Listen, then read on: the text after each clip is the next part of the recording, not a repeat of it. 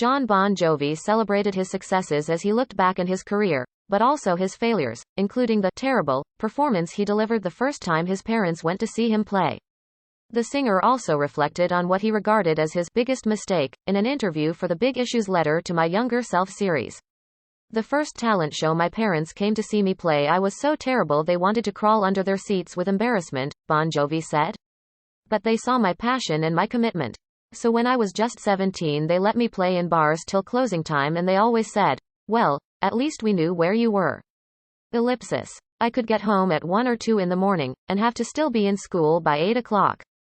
Fossil Games has unwrapped a new trailer for Sunshine Manor, the upcoming retro-inspired horror RPG that is something of a love letter to 1980s horror films. They just said, show up on time for school. You know that is your responsibility, but pursue your dream. He added that they knew that he wasn't going to bars to fuck around, but to do the job, and demonstrated the result of their support. By the time I was 20 I had written Runaway, and it was on the radio, and by the time I was 21 I had a record deal.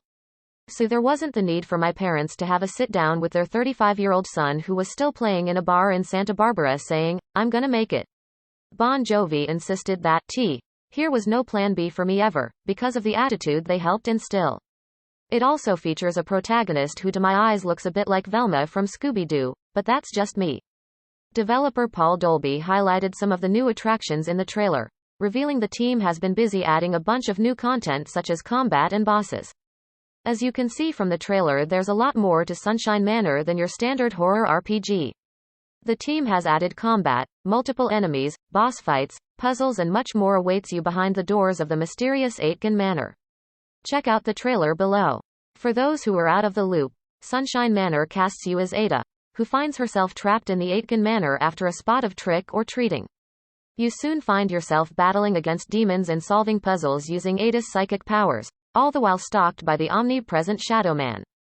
Sunshine Manor is scheduled for release this fall on PlayStation, PC, Nintendo Switch and Xbox platforms.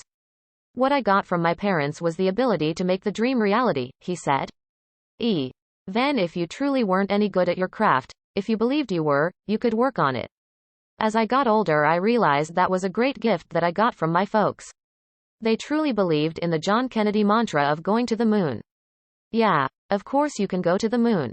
Just go, Johnny. And there I went. He admitted that he'd been through deeply dark and deeply hurtful experiences, but argued that they were part of life, adding, I wish it was all pretty, but maybe if it was all pretty I wouldn't have gotten this wisdom or this deep appreciation for who and what I am today. He added, the biggest mistake I made in my life is that I didn't take enough time to stop and look around and enjoy it. I was always so focused on the next step, then the next and the next, that it cost me a lot of great memories.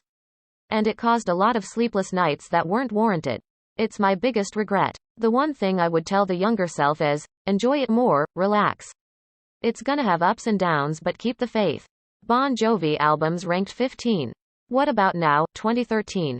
The band's 2013 album suffers from a lack of Richie Sambora. Reportedly busy with his third solo album, the guitarist co-wrote only 5 of the songs on What About Now. It's also been rumored that producer John Shanks plays a significant amount of guitar in Sambora's absence. Of the album's 12 tracks, only Pictures of You is distinctive. Otherwise, What About Now is barren of ingenuity, and features downright dreadful production and songwriting. 14. This House Is Not For Sale, 2016. On their first new album without guitarist Richie Sambora, the hope was that Bon Jovi would say something new, take a musical U-turn or at the very least, shred away the layers of overwrought production that has hindered much of their post-2002 work. Sadly, This House Is Not For Sale merely offers a modified version of that same underachieving group. 13. Bounce, 2002. Only 7 songs from Bon Jovi's first 7 albums clocked in at less than 4 minutes. One of them was It's My Life, the 2000 smash that resurrected the band's fortunes in the US. Perhaps as a result, 7 songs on 2002's Bounce take up less than 240 seconds. Unfortunately, this emphasis on brevity stilted the group's creativity and undercuts the seriousness of the record's 9/11 themed material. But the bigger problem was that the band abandoned its musical identity and instincts in favor of blatantly chasing commercial trends. 12. Lost Highway, 2007. Lost Highway is a methodically calculated album made for country music fans, who still bought CDs en masse in 2007. It finds Bon Jovi once again submerging their talents in favor of hunting commercial success at any cost, spiraling down a creative sinkhole from which they have yet to recover. Any Other Day and You Want to Make a Memory are among the band's best recent offerings. However, they are overwhelmed by innocuous and ghastly songs, I Love This Town, We Got It Going On, that even the most derivative modern country artists would have left in the outtakes bin. 11. Burning Bridges 2015, released in 2015 as a contractual obligation. The aptly named Burning Bridges consists of outtakes going back to 2005, Bon Jovi's weakest creative period. It's stronger than one would expect, avoiding the lowest pitfalls of their more recent albums. A Teardrop to the Sea is the most innovative song the group has released in more than a decade, while Saturday Night Gave Me Sunday Morning captures their youthful splendor. 10. Circle 2009, inspired by the financial crisis of 2008, The Circle has the musical heft of an after-school special about the dangers of caffeine pills. While attempting to fly the flag for blue-collar America on Work for the Working Man, the band instead winds up looking short on self-awareness. The record has moments of strength, notably the audacious When We Were Beautiful. In concert, Love's the Only Rule later blossomed into a 9-minute muscular masterwork. But partly due to overbearing production, on record it's indistinguishable from the album's other irredeemable songs. 9. Have a Nice Day 2005. Have a Nice Day may not have the touchstones of Bon Jovi's other classic records or the fearlessness of their best output, but it is a resilient collection of guitar-heavy songs.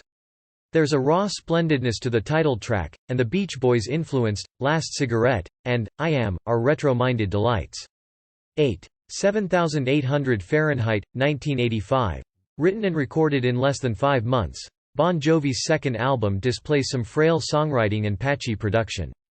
But what Bon Jovi circa 1985 lacked in dexterity they made up for in commanding and captivating performances. There isn't a single post-2007 song from the group that has the cowbell savagery of Always Run to You, or the sprawling earnestness of the ballad, Silent Night. 7. Crush 2000 Crush was written and recorded at a time when Bon Jovi's commercial future was in serious doubt. The colossal single It's My Life re-established them as superstars, but it's the deeper cuts that shine brightest here. The philosophical Just Older, the sprawling epic Next 100 Years, and the stark loveliness of Mystery Train showcase an ever-evolving band still bursting with creativity. 6. Bon Jovi 1984. Bon Jovi's debut is best known for the top 40 hit, Runaway, but overall it is a brazen, defiant and swaggering album. Recorded at a time when the core band had been together for only a few months, cuts like Breakout, Get Ready, and Shot Through the Heart showcase flashes of brilliance. More importantly, for such a young band, the confidence and conviction on display here is remarkable. 5. 100 Million Bon Jovi Fans Can't Be Wrong, 2004. The 50 songs that make up this box set may represent the creative zenith of Bon Jovi. 80% of this collection of previously unreleased material comes from the 90s, the band's most fertile period. The nostalgic Miss 4th of July, Should Have Made, Keep the Faith, and the Slippery When Wet B-side, Edge of a Broken Heart, may be one of the group's 5 greatest recorded moments.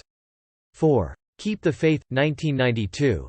While their contemporaries were trying to copy their multi-platinum sound, Bon Jovi took the path less traveled and reinvented themselves with an assertive and commanding collection of songs. The title track features an Arms to the Air chorus. Dry County is the most ambitious track in their catalog. Bed of Roses redefines the power ballad and, I Believe, is a forceful, high-energy anthem. 3. Slippery When Wet, 1986, the perfect soundtrack to a 3-day weekend. Slippery When Wet showcases a hungry band expanding on its musical craft. In their search for a commercial breakthrough, Bon Jovi recruited Desmond Child to co-write, Bruce Fairbairn to produce, Bob Rock to engineer and mix and Wayne Isham to direct videos. The results were an explosive and timeless collection of songs, and videos, that will forever be played at karaoke bars and stadiums around the world. From the opening organ swell of Let It Rock, to the confetti-ready finale of Wild in the Streets, Slippery When Wet is the band's most enduring album. 2. New Jersey, 1988. Slippery When Wet may be Bon Jovi's most successful record, but their follow-up, 1988's New Jersey, is their most dynamic. From the tribal drum beat opening of "Lay Your Hands on Me" to the sparring acoustic guitars of "Love for Sale," the band expanded on its newly established template and cemented its hold on the pop metal landscape. Bon Jovi have never sounded as unified and animated as they do on these 12 songs, 5 of which reached the top 10 in the US. These Days, 1995.